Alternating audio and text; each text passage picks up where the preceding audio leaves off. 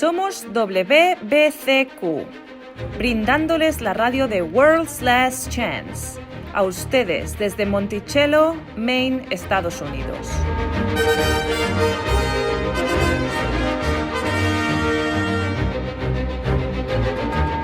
La violencia criminal, la inquietud política, inestabilidad financiera, todo apunta a una inminente crisis, una crisis como ninguna otra.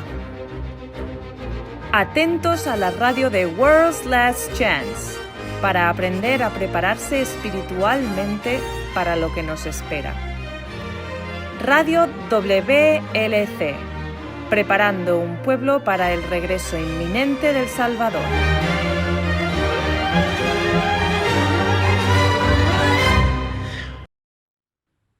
Hola, bienvenidos a Radio WLC, soy Luis García, su anfitrión, y conmigo está mi compañero Pedro Merino. Hola, gracias por hacernos parte de tu día. ¿Sabes? Como en la línea es fácil, cae por la madriguera del conejo. O sí, comienzas haciendo un clic en un enlace y te desplazas. De repente te pide que hagas clic en otro enlace que aparenta ser interesante y sigues así. Y de pronto te saldrá del tema y no tienes idea cómo terminaste ahí. Pero seguro que fue una aventura interesante llegar allí. Y entonces sabes de lo que estoy hablando. Eso es lo que terminé haciendo anoche y me encontré con un interesante artículo. Ya sabes, te seducen para que hagas clic en las páginas siguientes dándote solo un par de oraciones por página. Sí, odio eso. Bueno, se trataba de los funerales más caros de la historia. Cuando murió el Papa Juan Pablo II, se informó que fue la reunión más grande de jefes de Estado en la historia, con la asistencia de 4 reyes, 5 reinas y 70 presidentes y primeros ministros. El funeral en sí costó 11,9 millones de dólares. Vaya. ¡Oh! Eso no es nada. Cuando murió Kim Jong-il de Corea del Norte en 2011, el costo del funeral y el cambio fue de 40 millones. Increíble. Le he dicho a mi esposa, cuando sea mi momento de irme, simplemente cava un hoyo y tírame. No lleves a la familia a las ruinas con una memorable velada elegante. ¿Qué dijo ella? Me tiró las almohadas y me dijo que las decisiones le tocaría hacerla a ella, y lo haría a su manera. No muy fanática de tus medidas para ahorrar dinero, diría yo. Bueno, hoy le pedí a Pedro que hablemos sobre una memoria. Un monumento celestial muy específico. Sin embargo, antes de entrar en esto, explicaré a los que se unen a nosotros por primera vez acerca de la terminología que escuchará en WLC. Nos escucharán referirnos al creador por su nombre personal, de Yahuwah o Yah. Probablemente te hayas encontrado con versículos de la Biblia que hablan de invocar el nombre del Señor, pero Señor es simplemente un título genérico. Los hindús tienen al Señor Krishna. En Inglaterra, Sir Winston Churchill era el hijo del señor Randolph Churchill. Entonces decir simplemente Señor no revela de quién estás hablando. No. Y en el hebreo original tampoco dice eso. En realidad dice invoca el nombre de Yahuwah. La razón por la que debemos invocar el nombre de Yahuwah es que su nombre contiene una promesa muy poderosa. El nombre Yahuwah en realidad proviene del verbo hebreo ser, hayá. Esto es lo que se repitió a lo largo de la semana de la creación. Luz haya. La luz era. Light. Haya, luz, haya. Así es. Entonces, cuando combinas tu necesidad con el verbo del ser, cuál es el nombre divino, tienes una poderosa, poderosa promesa. Estás protegido. Sé sabio, sea consolado. Eso es lo que realmente significa invocar el nombre de Yahuwah. El nombre del Salvador también incorpora el nombre divino. Jesús proviene del intento griego de transliterar el nombre Yahushua. Yahushua significa la salvación de Yahuwah. It's what he is. El hebreo también tiene títulos. Elohim, Eloá, Adonai. Son los equivalentes del hebreo. Nos gustaría usar los nombres y títulos reales en lugar de los genéricos que tenemos en el español, mandarín, etc. Bien, monumentos. ¿Qué tienes planeado para nosotros hoy, Pedro? Bueno, no estoy seguro de si monumento es la palabra que usaría, pero supongo que podría encajar, dependiendo de las perspectivas. Iremos con eso. ¿Has oído hablar de monumentos conmemorativos que tengan una llama eterna? Tendrán un fuego ahí que nunca se apaga. Sí, hay una llama eterna en el monumento de la guerra australiana. Supe que la tumba del presidente de Estados Unidos, John F. Kennedy, también tiene una. Una llama que nunca se apaga simboliza la vida eterna. Por lo tanto, tener uno en un lugar conmemorativo o en una tumba simboliza que nunca se olvidarán. La Biblia también habla de quemaduras eternas y de eso quiero dialogar hoy. Hablaremos del infierno. Bueno, sí, supongo que sí. Pero tú no crees en un infierno eterno en llamas.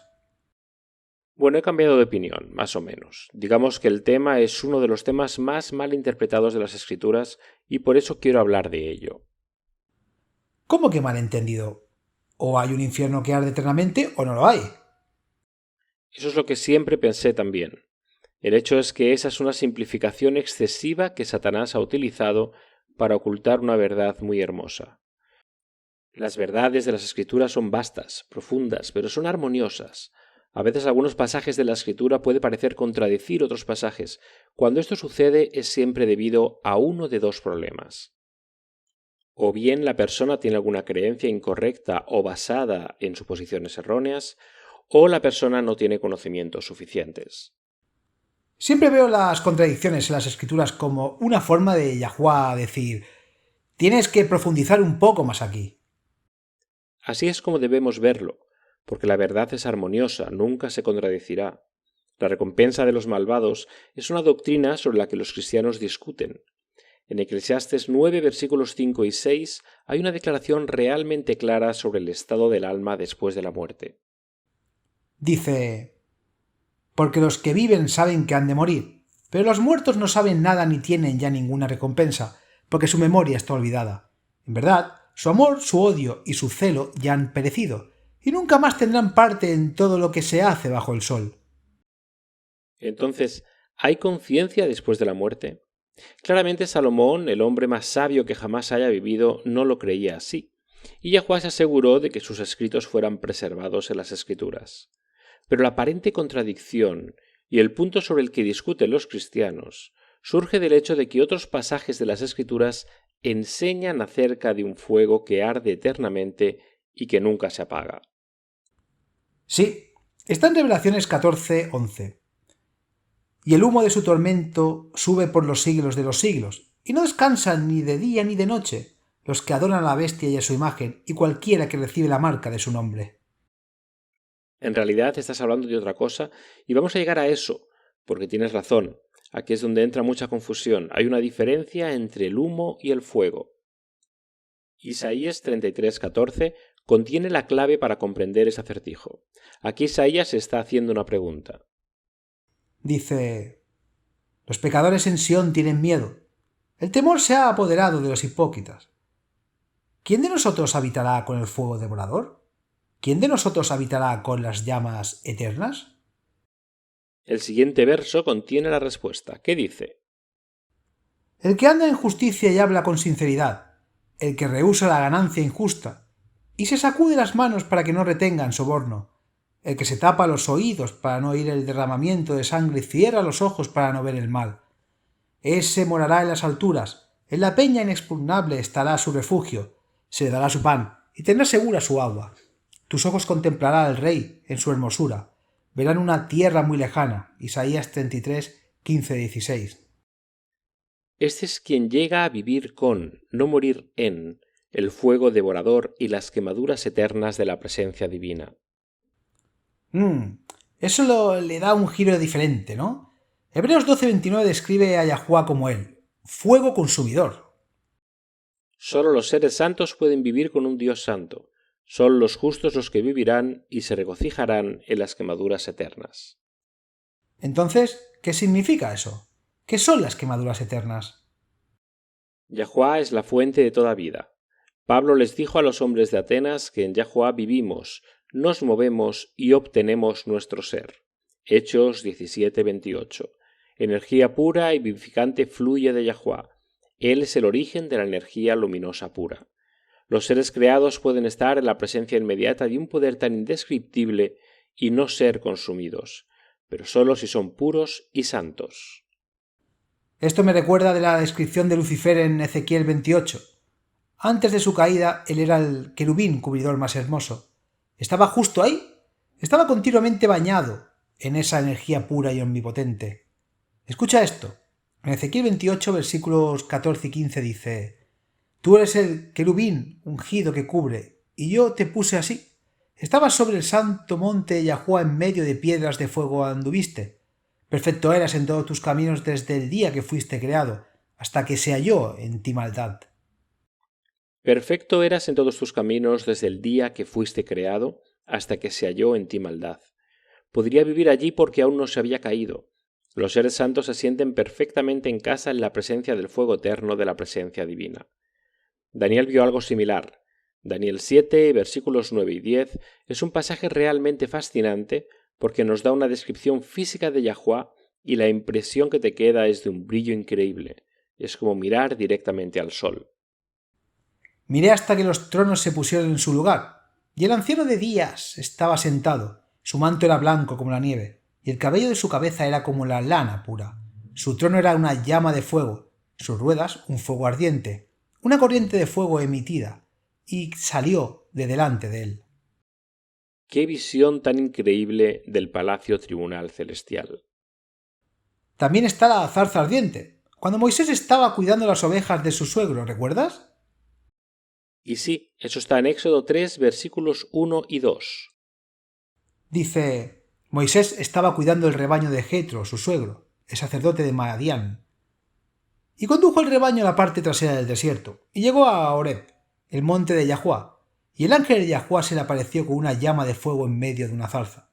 Entonces miró, y he aquí que la zarza ardía en el fuego, pero la zarza no se consumía.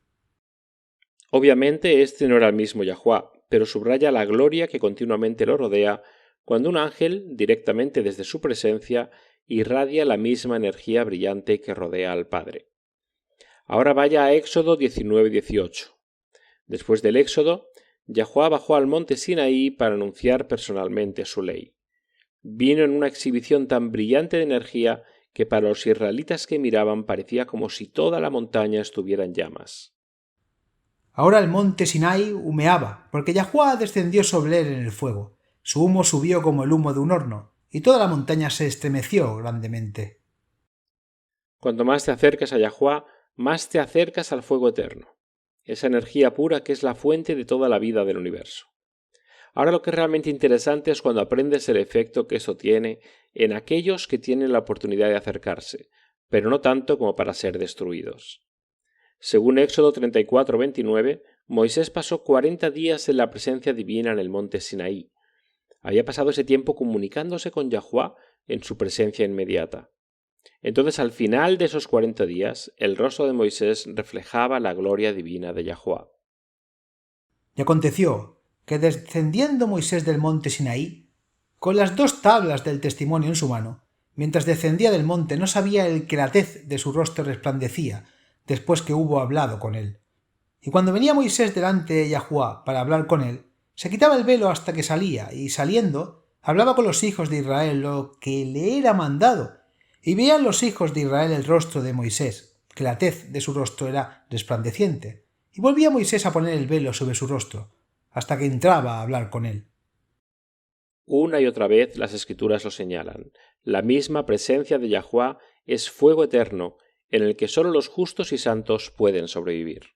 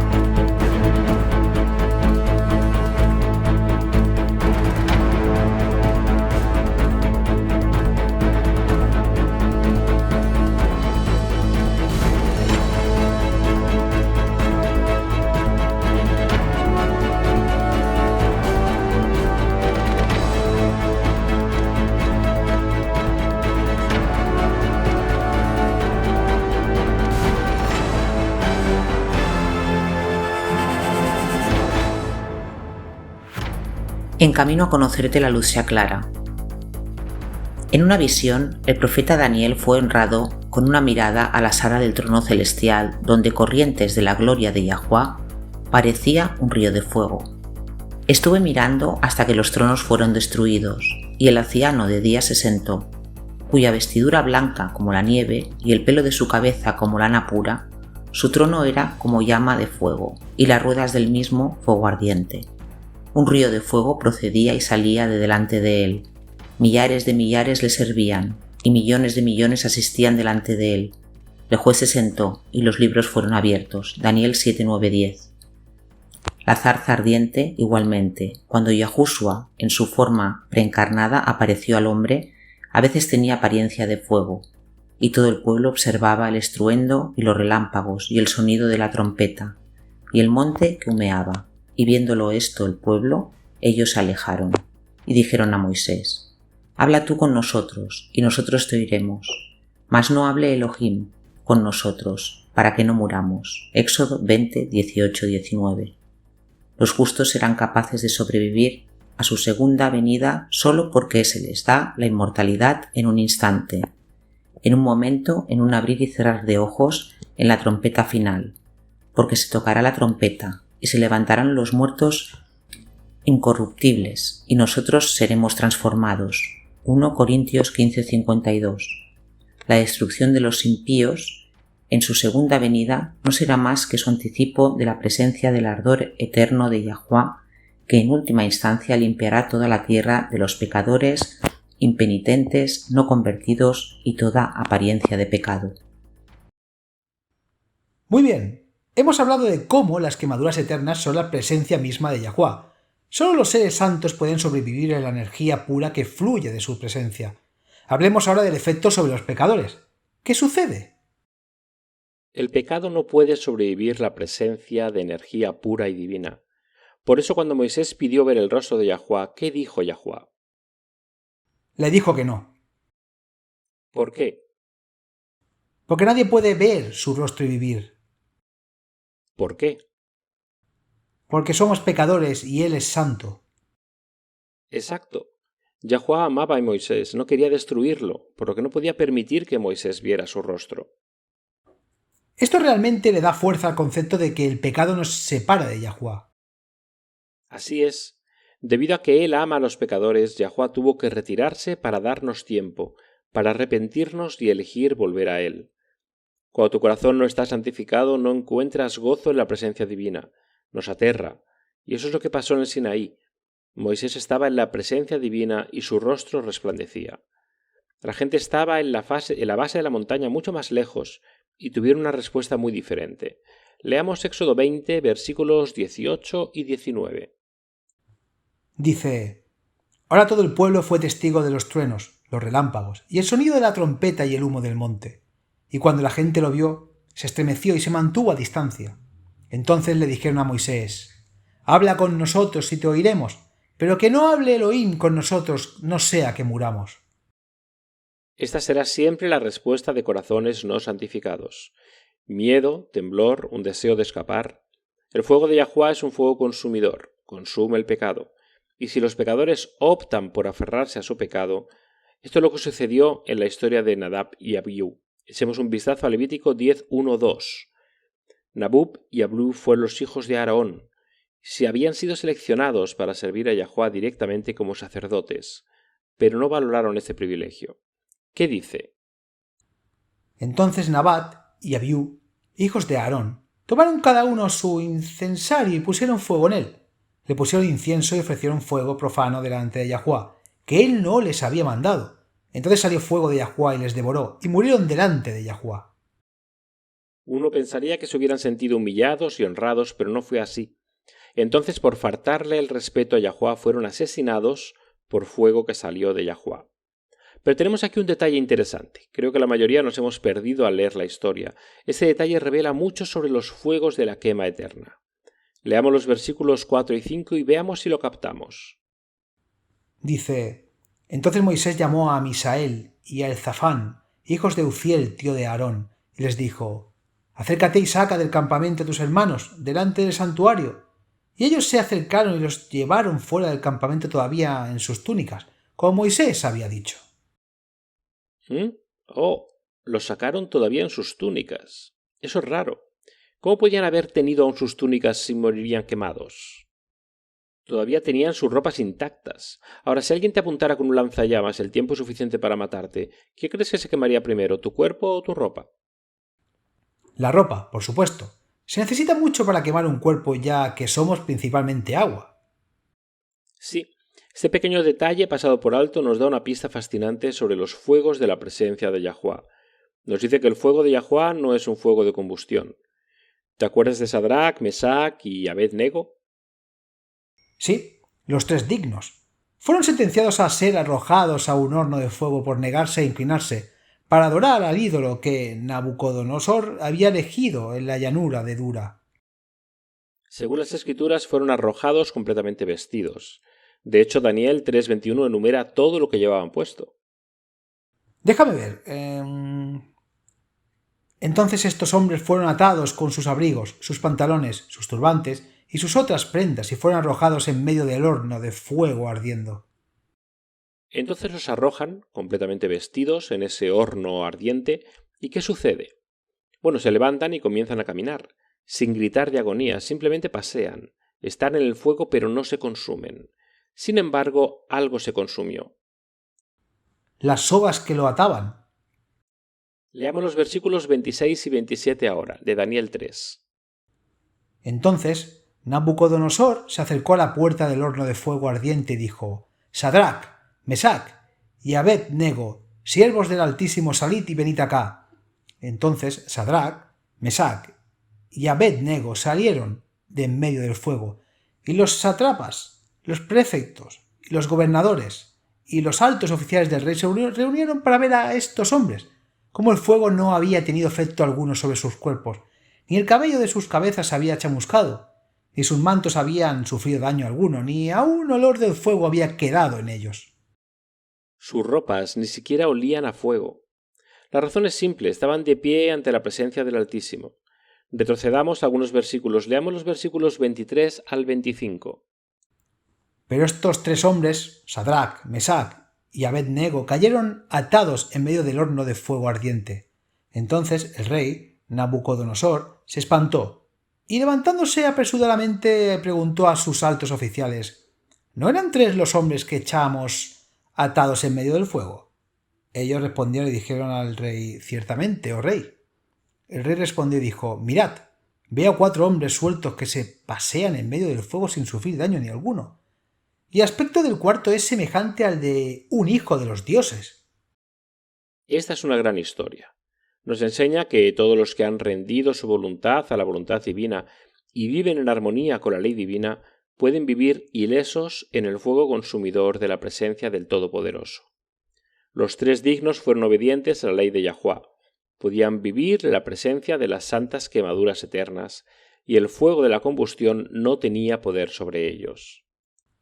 Entonces, las quemaduras eternas de la presencia de Yahuwah consumen todo pecado y egoísmo. El pecado consta de 2 cosas, falsedad y fuerza.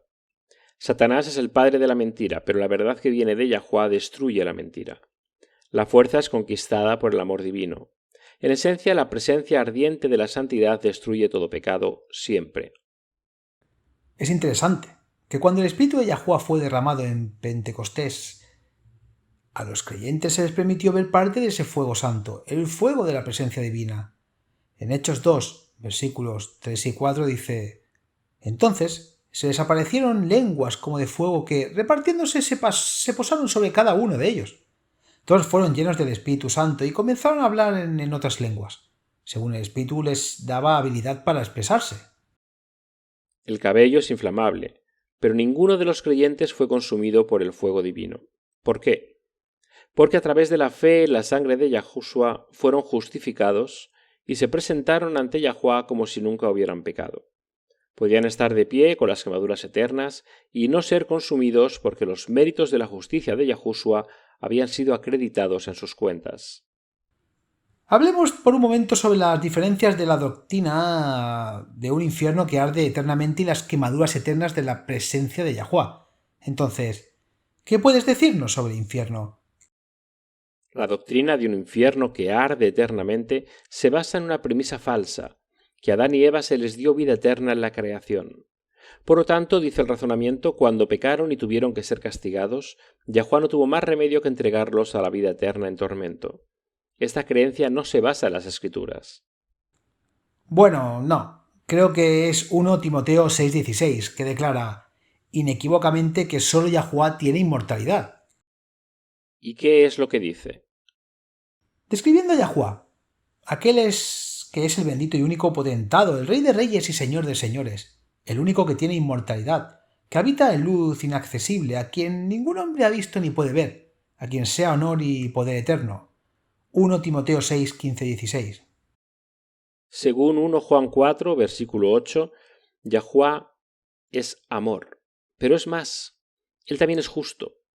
Como un Dios de amor puro y justicia completa, Yahuwá no quería dar vida eterna a todos los que aún no se habían tomado la decisión de a quién servirán, a Él o a Satanás.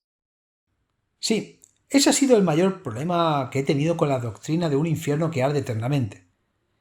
¿Cómo se llama o simplemente para consignar incluso el peor pecador a una eternidad por tortura? En algún punto eso ya no es justo. No, no lo es. La vida eterna es un don. Se le da solo a aquellos que vencen a través de la fe en los méritos de Yahushua. Romanos 6:23. La paga del pecado es la muerte, pero la dádiva de Yahuwá es la vida eterna por Yahushua Cristo nuestro Señor. El castigo para aquellos que eligen aferrarse al pecado no es la vida eterna en tormento, es la muerte. Eso es todo. Dijiste en nuestro primer segmento que la doctrina de un infierno eternamente ardiente confunde el tema de las quemaduras eternas de la presencia de Yahuwá.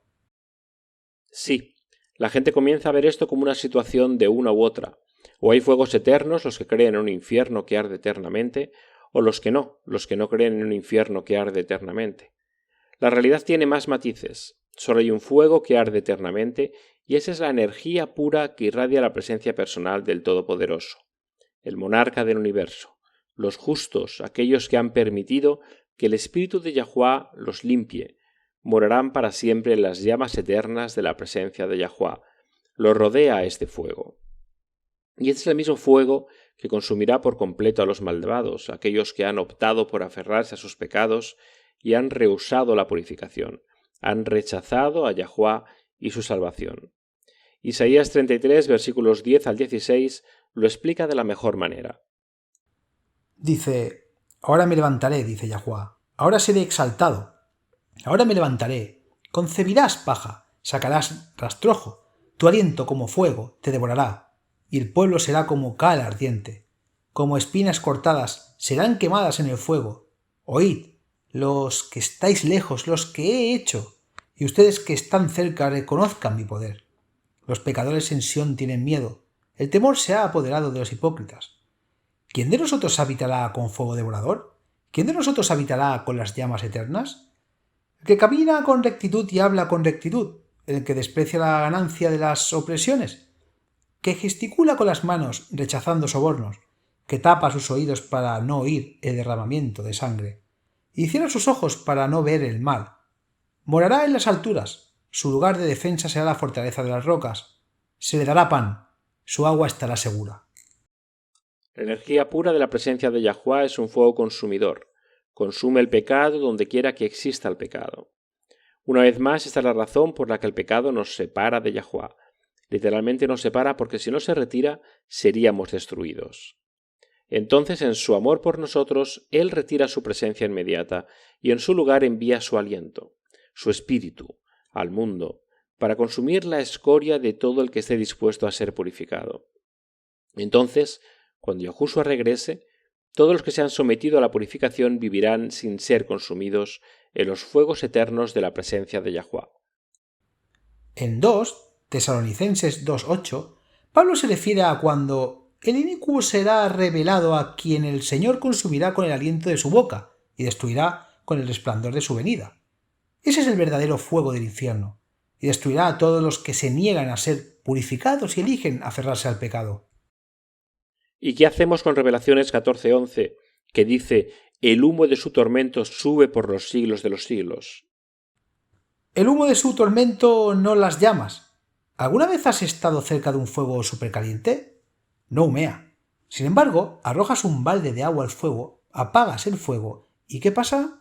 Tienes una habitación llena de humo. Tienes razón. El humo significa que se ha consumido, se acabó. No significa que estén sufriendo eternamente, significa que el fuego de la presencia divina ha consumido todo mal y el pecado y los pecadores ya no existen.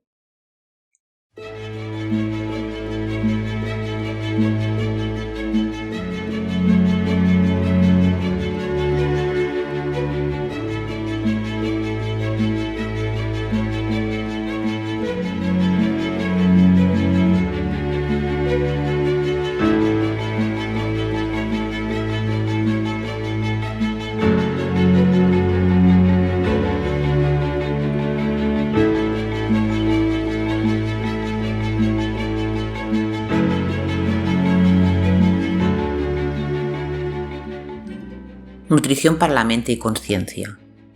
Revelación 11 contiene una profecía intrigante sobre los dos testigos. Son asesinados y cuyos cuerpos se dejan en las calles de una gran ciudad. Algunas personas han especulado que la gran ciudad es un símbolo de Jerusalén, pero no lo es. En realidad es un símbolo de la ciudad del Vaticano en Roma, y la evidencia es convincente. Esta es una profecía importante, porque en Revelaciones dicen además que todas las naciones han bebido del vino de Babilonia, que es otro símbolo de la gran ciudad. Aprenda por qué Roma es la gran ciudad, Babilonia, para que pueda evitar las plagas que las escrituras dicen que caerán sobre todos los que se alineen con Babilonia. La estrecha relación entre la Iglesia Católica Romana y las otras denominaciones que constituyen el cristianismo organizado se presentan en los términos más asombrosos en Revelaciones 17. En la escritura, una mujer es un símbolo de una iglesia apóstata, o una eclesia, los fieles de Yahuwah. Así como la mujer pura de Revelaciones 12.1 se utiliza para simbolizar la verdadera eclesia, la eclesia caída. Está simbolizada como una ramera. Revelaciones 17 proporciona una descripción de la iglesia católica romana en la que se describe como la madre de las rameras.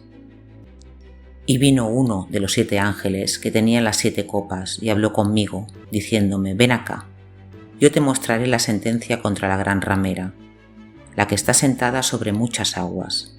Con ella los reyes de la tierra han fornicado.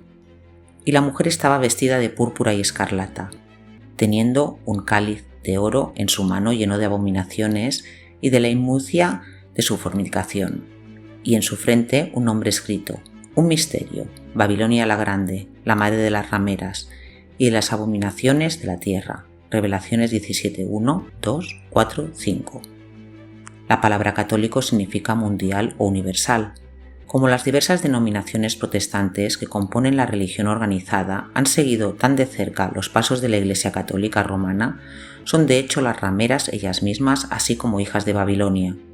Revelaciones ofrece una promesa para aquellos de la última generación que serán llamados a permanecer fieles al cielo en la cara misma del infierno. Si alguno lleva en cautividad, va en cautividad. Si alguno mata a espada, debe ser muerta a espada. Aquí está la paciencia y la fe de los santos. Revelaciones 13.10.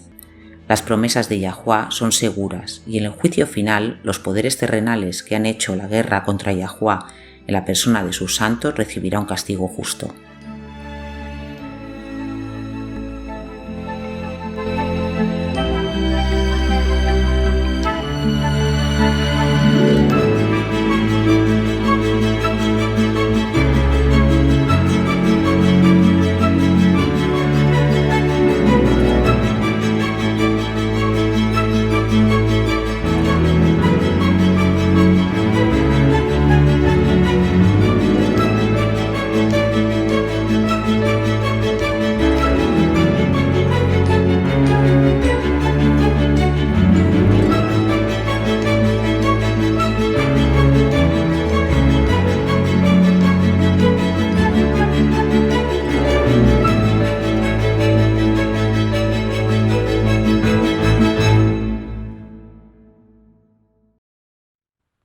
La pregunta de hoy nos llega desde Portugal. Oye, ¿sabías que el portugués es el 6.º idioma más hablado del mundo? Eso es interesante viniendo de un país tan pequeño, pero supongo que también tienen a Brasil. Más que eso, ya que la lengua brasileña es un poco campesino, por así decirlo. El portugués se habla con un total de 9 países en todo el mundo. Aprendes algo nuevo cada día. Entonces, ¿cuál es la pregunta? Jaco Mendes de Amadora escribe: ¿cuál es su postura sobre el castigo corporal? ¿Qué dice la Biblia y por qué? No es tan fácil de responder como lo imagina. Primero, el principio bíblico se resume mejor en Proverbios 22, versículo 6, que dice: «Instruye al niño en el camino que debe seguir, y cuando sea viejo no se apartará de él». Nuestra responsabilidad como padres es educar a nuestros hijos para que tengan un carácter apto para vivir en la presencia de Yahuwá. ¿Eso incluye unas buenas nalgadas? Proverbios 13:24 dice: el que perdona su vara odia a su hijo, pero el que lo ama lo disciplina sin demora. Sí, y Proverbios 22:15 dice: «La necedad está ligada al corazón de un niño, pero la vara de la disciplina lo alejará de él». Lo que hace que esto sea un poco más complicado es el hecho de que hay países en los que el castigo corporal es ilegal, pero no tienen ningún problema en azotar a los encarcelados o dar sentencias de muerte. Lo último que supe es que hay más de 50 países en todo el mundo que han prohibido las nalgadas. Quiero centrarme en los principios aquí. No quiero entrar en el meollo de los pros y los contras de las nalgadas. Cada padre deberá decidir eso por sí mismo. Una cosa es disciplina y otra es abuso. ¿Le has dado una nalgada a tus hijos? De hecho, lo hicimos. Rara vez y solo por una cosa: desobediencia desafiante de parámetros claramente entendidos. Pero de nuevo centrémonos en los principios. El principio que se enseña en las Escrituras es que los padres son responsables de educar a sus hijos. En otras palabras, para disciplinarlos. ¿Cómo defines a la disciplina? Bueno, no es algo malo. Quiero decir, soldados y atletas, músicos, todos son muy disciplinados. Sí, pero ¿por qué no buscas la definición en tu diccionario ahí? ¿Qué dice? Dice: para instruir o educar, para informar la mente, prepararse mediante la instrucción en los principios y hábitos correctos en cuanto a disciplinar a los jóvenes para una profesión o para su utilidad futura. Eso es interesante. También significa corregir, para castigar, para retar, llamarle la atención. Por lo general, nos enfocamos en la definición limitada de castigar, pero la disciplina es mucho más que eso. La disciplina, en el verdadero sentido de la palabra, es un entrenamiento. Como padres debemos hacer mucho más que entrenar al niño para que diga sí señora o no señor. Queremos cooperar con Yahuwá y entrenar sus caracteres para que sean hombres y mujeres de Yahuwá. Así sus hijos se multiplican, se esparcen. Estaba escaneando la página. Encima de la palabra disciplina está la palabra discípulo. Curiosamente, una de las definiciones de discípulo es disciplinar. Eso es interesante. Disciplinar a nuestros hijos, atraer sus corazones a Yahuwá, es una de las tareas más sagradas que tenemos como padres. Entonces, ¿cómo hacemos esto? ¿Algún consejo práctico? Bueno, Proverbios 22:6 lo dice muy claro. Instruye al niño en el camino que debe seguir, y aun cuando fuere viejo no se apartará de él. Esto es importante. Ser padre, discipular a nuestros hijos, significa que hacemos más que castigar las malas acciones. También debemos inculcar los buenos rasgos de carácter que deseamos ver: honestidad, amabilidad, una buena ética de trabajo, y decirles que Yahuwá siempre lo está vigilando, lo sabe todo, incluyendo lo que piensas antes de hacer algo. Siguiendo la verdad sin importar el costo.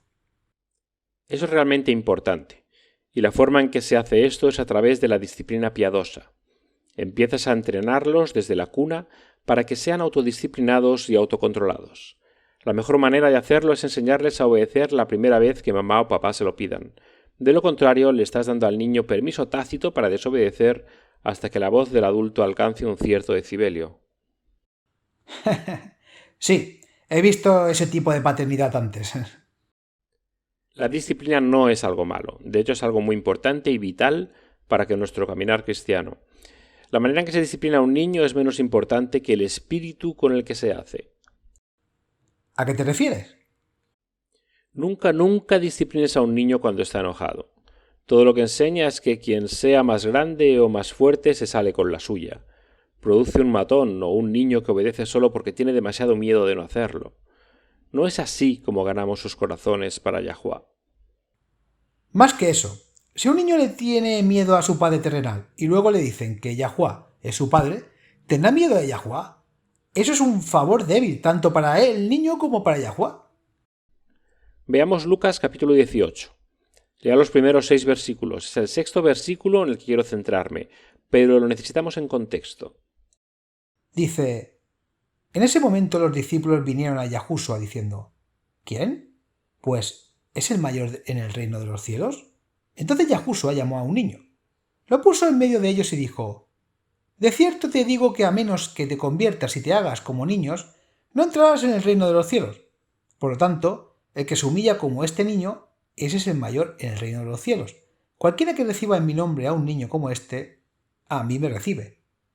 Pero cualquiera que haga pecar a uno de estos pequeños que creen en mí, mejor le sería que le colgara una piedra de molino al cuello y se ahogara en lo profundo del mar.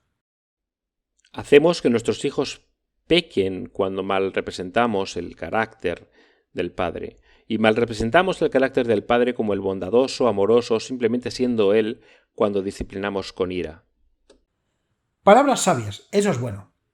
Está bien. Tenemos tiempo para una pregunta más.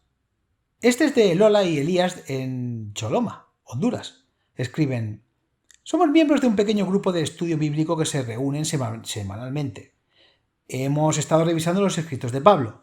¿Pueden explicarnos a qué se refiere Pablo cuando habla del descanso en Hebreos 4?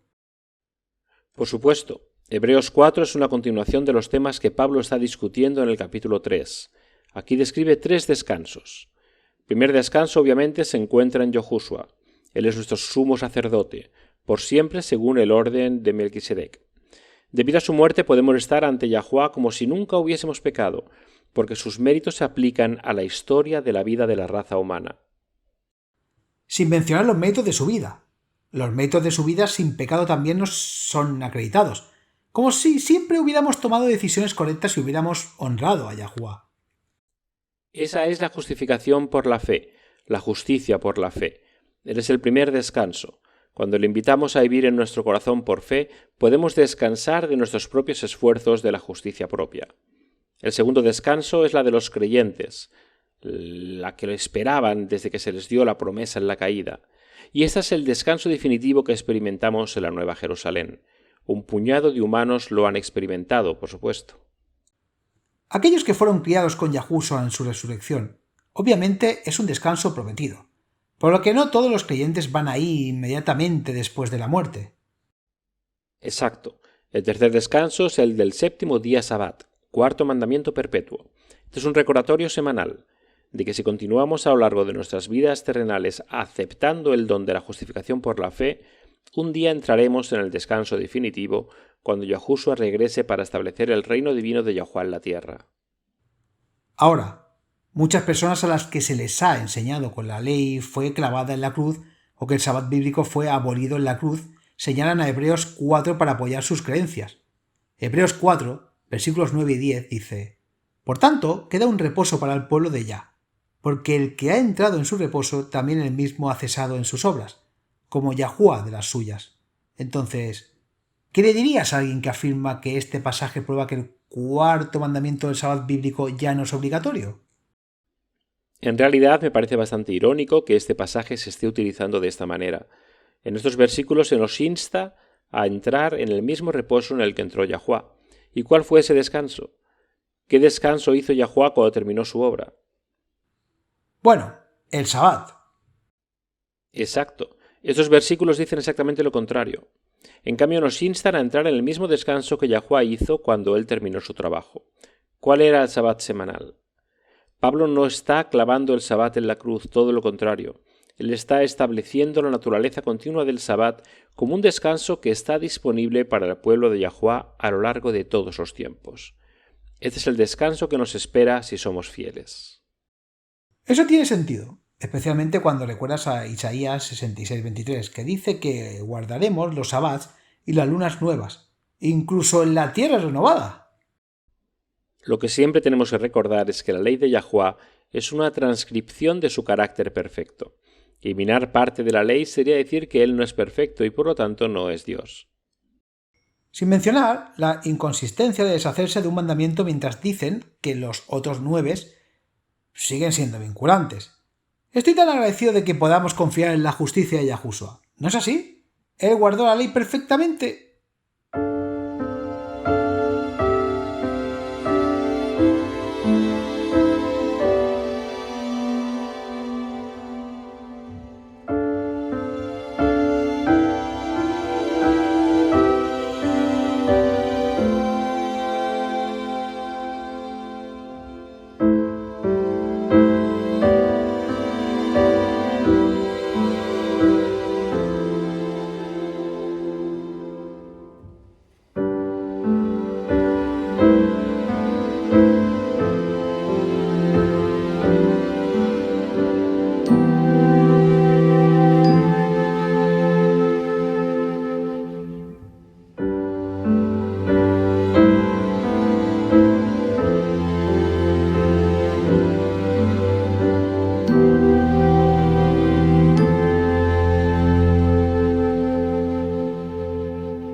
Con ustedes Laura Martínez con la promesa diaria de la palabra de Yahuwah. Blair Jacobson se había graduado de la escuela secundaria y se había inscrito por un semestre de estudios en Inglaterra. Su madre Brenda decidió viajar a Inglaterra con él y pasar unos días explorando Londres antes de regresar a casa. Después de varios días de exploración placentera, madre e hijo fueron al Parque Hyde, en Londres, Reino Unido. Blair quería encontrar un lugar tranquilo y perderse en un libro, por lo que ambos acordaron volver a encontrarse en una hora determinada. Mientras Blair se alejaba para encontrar un banco tranquilo en el parque, Brenda decidió buscar un lugar tranquilo para ella y pronto encontró un barco cerca de unos arbustos suaves que susurraban. Se acostó disfrutando de la paz y la tranquilidad. Unos minutos más tarde, un pensamiento inesperado se le cruzó. «Abre tus ojos». Los ojos de Brenda se abrieron de golpe, caminando por una pequeña colina. Directamente hacia ella venía un hombre alto y delgado. Su ropa era de colores apagados que le permitían mezclarse con los colores otoñales del parque que lo rodeaba. Él mirando hacia abajo, un trozo de cuerda roja que estaba enrollada alrededor de cada mano. ¿Por qué tiene una cuerda?, Brenda se preguntó. Pero tan pronto como se preguntó, supo la respuesta. Los arbustos cercanos ya no parecían tan pacíficos y serenos. Si la arrastrara ahí, nadie podría verla ni oírla. El hombre estaba aún más cerca y seguía acercándose. Otro pensamiento le vino a Brenda con fuerza y claridad. «Levántate y camina rápido cuesta abajo». No estaba asustada ni necesariamente ansiosa, pero las indicaciones mentales eran fuertes y claras. Su movimiento sorprendió al hombre, que miró hacia arriba. Sus ojos se encontraron y Brenda sintió un escalofrío por lo frío que estaban los ojos del hombre. Ella se alejó, proyectando confianza en sí misma, y no lo volvió a ver. Los siguientes días pasaron rápidamente, y pronto Brenda se encontró de nuevo en casa. Un par de días después, Brenda recibió una llamada telefónica de su amiga Sherry. Sherry fue directo al grano. «Brenda, ¿qué te pasó mientras estabas en Inglaterra?» «¿Qué quieres decir?», preguntó Brenda. «El miércoles pasado», explicó Sherry, «el Señor me despertó para orar por ti porque estabas a punto de ser asesinada». Brenda inmediatamente pensó en lo que vivió en el Parque Hyde. Las mujeres compararon el momento en el que Sherry se despertó y, teniendo en cuenta la diferencia de las zonas horarias, se enteraron de que era exactamente el mismo tiempo que Brenda estaba acostada sola en un banco del parque mientras un hombre con una cuerda caminaba hacia ella. Brenda a menudo recuerda la forma milagrosa en que se ha conservado su vida. Ella dice: «Lo recuerdo, no es tanto el hombre o la cuerda o el miedo lo que podía haber pasado. Lo que recuerdo es cómo Dios me protegió. Ahora sé que esas palabras que escuché fueron su voz, transmitida a mí a través de las oraciones de una amiga». Primera de Pedro capítulo 3, versículos 12 y 13 dicen: «Porque los ojos de Yahuwah están sobre los justos, y sus oídos atentos a sus oraciones, pero el rostro de Yahuwah está contra los que hacen el mal. ¿Y quién es el que te hará daño si te conviertes en seguidores del bien? Se nos han dado grandes y preciosas promesas. Vayan y comiencen a clamarlas».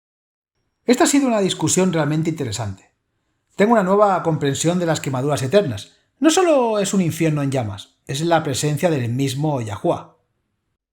Estábamos hablando de los monumentos que tienen llamas eternas. Bueno, las quemaduras eternas serán un monumento eterno del poder del amor divino. La vida eterna es para todos los que eligen que sus pecados sean consumidos por el fuego del amor eterno. Santiago 4, 7, 8 y 10 nos dice cómo se hace eso. Por tanto, sométete a Yahuwá. Resistid al diablo y huirá de vosotros. Acércate a Yahuwá, y él se acercará a ti. Limpiad vuestras manos pecadores y purificad vuestros corazones de doble ánimo. Humíllense ante los ojos del Señor y él los exaltará. Los fuegos de su presencia arderán por toda la eternidad, es una promesa. Revelaciones 21-23 dice: la ciudad no tenía necesidad del sol ni de la luna para brillar, porque la gloria de Yahuwá la iluminaba y el Cordero es su lumbrera. Como los tres dignos, como Moisés en el Sinaí, los redimidos podrán vivir en la presencia del fuego consumidor porque han entregado su voluntad a Yahuwá, han permitido que su pecado sea consumido para poder vivir ilesos en la presencia de la santidad. Esto me recuerda a una historia que leí recientemente. Aparentemente había un grupo de estudios bíblicos de mujeres que estaba leyendo el libro de Malaquías. Cuando llegaron al capítulo 3 estaban realmente integradas por los versículos 2 al 3, dice: pero ¿quién podrá soportar el día de su venida? ¿Y quién podrá estar de pie cuando él aparezca? Porque él es como fuego purificador y como el jabón de las lavadoras. Se sentará como refinador y purificador de plata. Purificará a los hijos de Leví y purificarlos como oro y plata para que ofrezcan a Yahuwá ofrenda en justicia. Las mujeres querían entender la ilustración para poder realmente comprender el proceso que se describe en las Escrituras. Una mujer hizo arreglos para observar a un platero mientras hacía su trabajo, para poder informar al grupo sobre lo que hizo. ¿Sí? ¿Y qué aprendió? Bueno, fue realmente interesante. El platero explicó que para refinar la plata tenía que sostenerla en medio del fuego, donde las llamas eran más calientes. Esa es la única forma en que podría quemar cualquier impureza. La mujer preguntó si era cierto que tenía que quedarse ahí, junto al fuego, todo el tiempo que la plata se estaba refinando en las llamas. Él dijo que sí. No solo tengo que quedarme aquí sosteniendo la plata, sino que tengo que mantener mis ojos en ella todo el tiempo. Si la plata se deja demasiado tiempo, será destruida. La mujer lo miró en silencio un rato y luego le preguntó: ¿cómo se sabe cuándo está completamente refinado? Eso es simple, dijo. Sé que está completamente refinado cuando puedo ver mi imagen en él. Esa es nuestra inspiración, obtener la imagen de Yahuwá completamente reproducida en nosotros para que cuando la gente nos mire vean al Padre. Cuando escuchen nuestras palabras será la voz del Padre lo que escuchen. Isaías 55 nos dice cómo: buscad a Yahuwá mientras pueda ser hallado, llamadle mientras esté cerca, deje el impío su camino y el hombre inicuo sus pensamientos, y vuélvase a Yahuwá y tendrá de él misericordia, y a nuestro Dios, el cual perdonará con abundancia. Isaías 55, 6, 7. La recompensa por la entrega total a los fuegos purificadores es enorme. Daniel 12, 2, 3 promete: y muchos de los que duermen en el polvo de la tierra se despertarán, algunos a la vida eterna, algunos para vergüenza y eterno desprecio. Los sabios brillarán como el resplandor del firmamento, y los que vuelven a muchos a la justicia, como las estrellas por los siglos de los siglos. Acompáñenos una vez más mañana. Hasta entonces, recuerden, Yahuwá les ama, y en él está segura tu confianza.